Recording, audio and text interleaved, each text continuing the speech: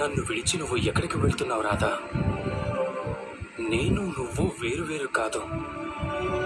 అయినా నువ్వు నన్ను ఇలా విడిచి ఎక్కడికి వెళ్ళిపోదాం అనుకుంటున్నావు రాధా? ఏ దారిలో అయితే సంతోషం అనేది అసంభవమో దాన్ని మర్చిపోవడమే మంచిదవుతుంది కృష్ణ. కానీ రాధా, అదే దారిలో మన ఇద్దరం కలిసి నడుస్తున్నాం రాధా.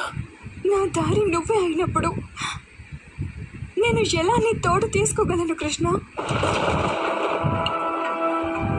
ఏంటి ఏమంటున్నావు రాధా నువ్వు? నువ్వు చాలా గొప్పవాడివి. ఇక నేను ఒక సాధారణమైన గ్రామం యొక్క అమ్మాయిని.